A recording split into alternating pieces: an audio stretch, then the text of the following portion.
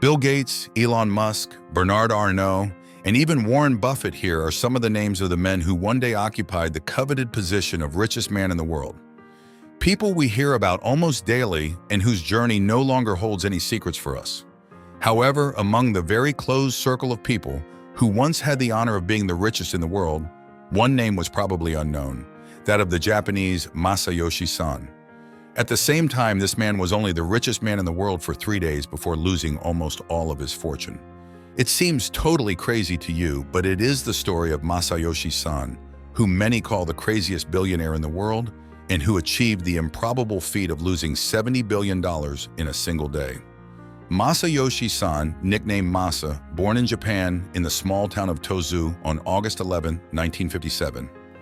He grew up in a relatively modest environment and had a rather difficult childhood due to his Korean origins, which earned him a significant amount of mockery from children his age. This somewhat complicated childhood nevertheless allowed Masayoshi to forge a mind of steel, and from his adolescence he had only one goal in mind: to become a rich and respected businessman. At that time, he was also a fan of a man named Den Fujita, who was notably known for having been the first to open McDonald's restaurants in Japan. Masayoshi was so obsessed with Den that he started calling Den's office repeatedly so he could talk to him, except that each time the receptionist rebuffed him. But Masa, far from being discouraged, simply decides to take a flight to Tokyo to meet his idol. He will also explain a few years later that he took the plane to meet Den because it had become too expensive to call, and that meeting Den in person was cheaper. As a reminder, at this time, he was only 16 years old. And if Masa already seems a little eccentric to you, you will see that it will not really improve over time.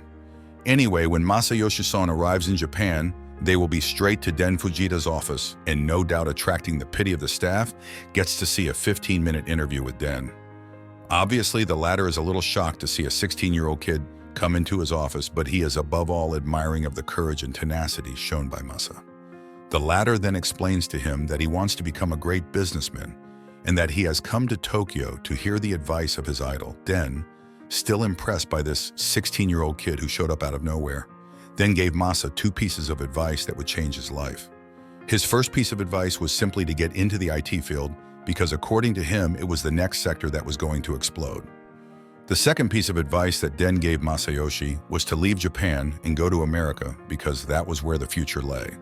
Masayoshi will then be in Den's office with stars in his eyes and a goal in mind, going to study computer science in the United States in order to become a powerful businessman. At 16 years old, and we are in the middle of school, nothing stops Masa's ambition, and he moves to California in 1973. Yes, I warned you, Masa is someone who goes for it, and he doesn't have time to stop and think. No, he acts directly. In California, he then finished his schooling, learned English, won his baccalaureate, joined the University of California at Berkeley, where he began to study economics and computer science. Except that alongside his studies, Masa is obsessed with one thing: making money. He is not even 20 years old, and yet he spends hours every day testing, creating, inventing all kinds of machines. And through persistence, Masayoshi ends up having a brilliant idea, creating the first multilingual translation device. The principle is extremely simple. You speak into the machine in a language, and the machine then translates what you have just said into the chosen language. It seems simple, but what you have to remember is that we are in the late 70s, and this invention, if not revolutionary in itself, is a pretty brilliant idea. Except that instead of developing his project for years, Masayoshi simply decided to sell the patent for his invention to the Sharp Corporation for the modest sum of $1.7 million. Masayoshi is barely 20 years old, and he is already a millionaire. But do you honestly think that Masa was going to stop there and quietly enjoy his million? You are completely wrong, because Masayoshi did not forget his goal: to become one of the greatest businessmen of all time. Following this first success, he is going to embark on a completely new activity that is, to say the least, original.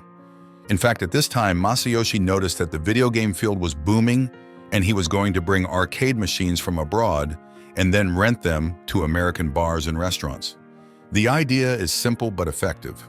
It will quickly allow Masayoshi Son to generate more than $1 million, all while he was still a student. To stay in the same field, he also created a video game company called Unison World, which he sold for $2 million about a year later. That's all well and good, but to become a great businessman, it's not enough to launch a few successful startups. You have to create a real financial empire. Luckily, in 1981, Masayoshi finally graduated and decided to return to his country of origin in order to become the richest man in the world. When Masa returns to Japan, he no longer has anything to do with the person he was at the start. Gone is the little boy who was harassed because of his Korean origins. Masa returns to the country more confident and strong than ever, and also with a few $1 million in his pocket, it should be noted. Masa knows he must use his money to build a real empire that would make him one of the richest men in the world. He then decided in September 1981 to create a completely new company, which he would call SoftBank. And as its name suggests, this company specializes in banking and financial activities.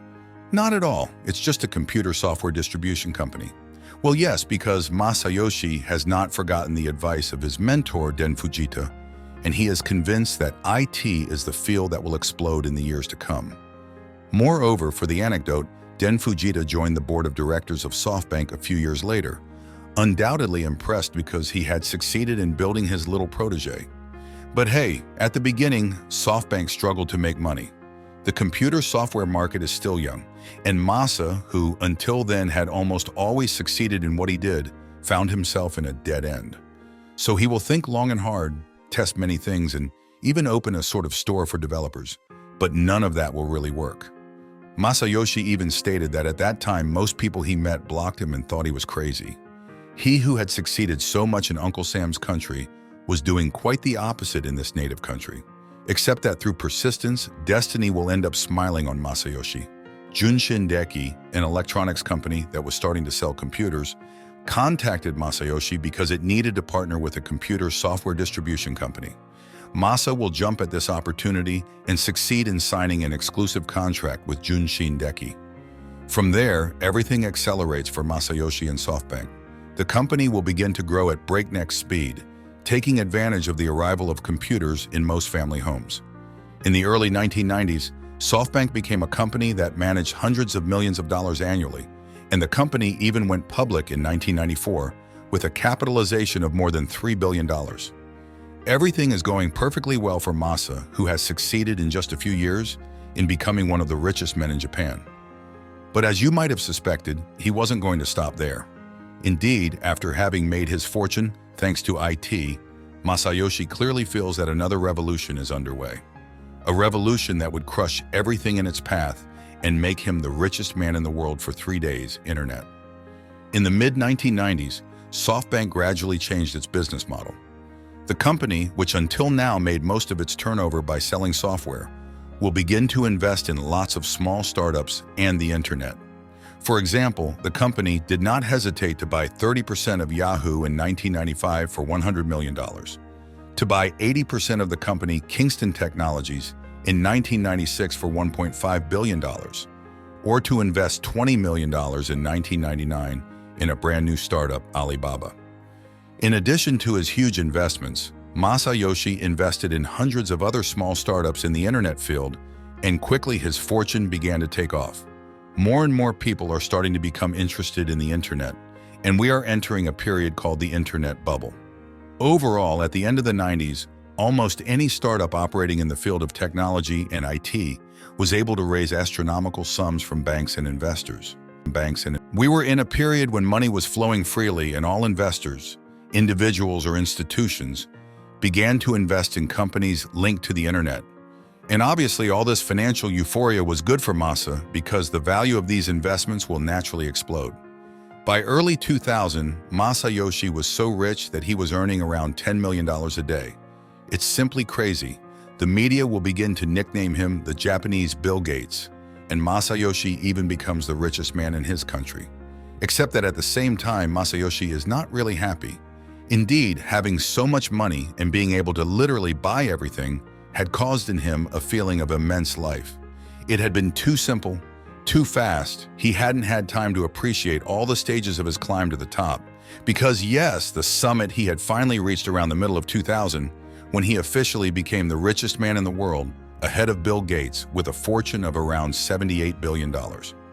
But Masayoshi will not keep this position for long, but then not for long at all. Indeed, Masa's immense fortune came, as we have just seen, from the internet bubble. But the principle of a bubble is that at some point it ends up bursting. And while Masayoshi had finally become the richest man in the world, the internet bubble exploded into 1,000 pieces exactly 3 days later. And there, not only does Masa lose the title of richest man in the world 3 days after winning it, but he also loses an astronomical sum of money. He did not lose $1 billion, nor even 10, nor even 50, but rather $70 billion in a single day. Never in the entire history of humanity has an individual lost so much money in a single day. This is unheard of. Except Ben then saw its market capitalization melt by 99%. And everyone then thinks that this is the end of the Masayoshi Son legend. Except remember what I told you.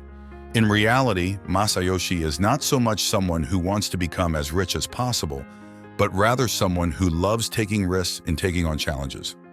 For him, what is happening to him is almost a blessing from heaven. Yes, I warned you, Masa is a bit crazy.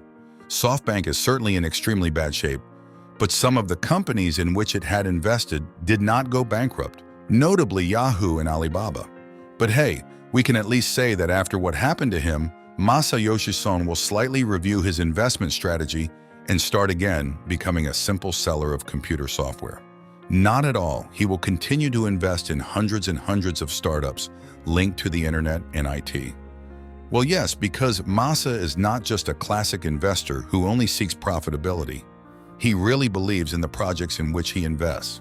He remains convinced that despite the explosion of the internet bubble, the field of technology and IT is the most promising sector.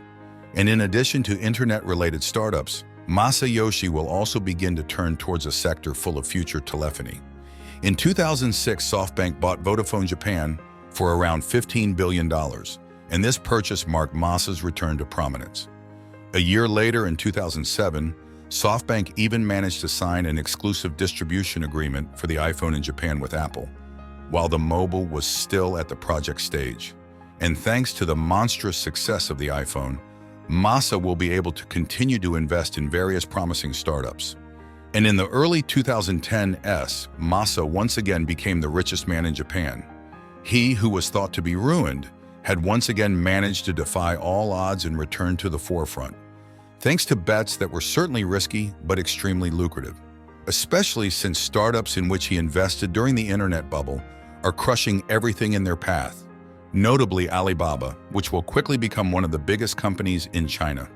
And in 2016, Masa will once again be talked about, but this time not for the reckless risks he would have taken, but rather for his incredible talent as a negotiator.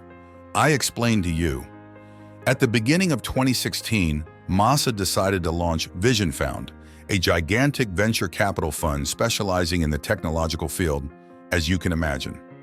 Except that in reality, it's not just SoftBank and Masayoshi Son who will be at the head of the VisionFound project. Indeed, to launch VisionFound, Masayoshi wanted to join forces with a serious partner who had a lot of capital. So like any normally constituted human, Masa will simply go meet the Prince of Saudi Arabia, Mohammed bin Salman, to convince him to invest in VisionFound. Yes, Masayoshi's idea was to partner with Saudi Arabia to launch VisionFound. And the worst part is that he will succeed in convincing Mohammed bin Salman to join forces with him. So it was already an achievement in itself, but it is above all the sum put on the table by Saudi Arabia, which will hit the headlines. Indeed, Masayoshi will speak for exactly 45 minutes with the Prince of Saudi Arabia. And in 45 minutes, he managed to convince Mohammed bin Salman to invest $45 billion in VisionFound. $45 billion in 45 minutes, or $1 billion per minute. Another masterstroke carried out by Masayoshi, who, thanks to his investments, will succeed in creating the largest venture capital fund in history with a budget of around $100 billion. Quite simply insane. Today in 2023, Masayoshi Son is still one of the richest men in the world, but in recent months he has gone back into a slightly negative spiral.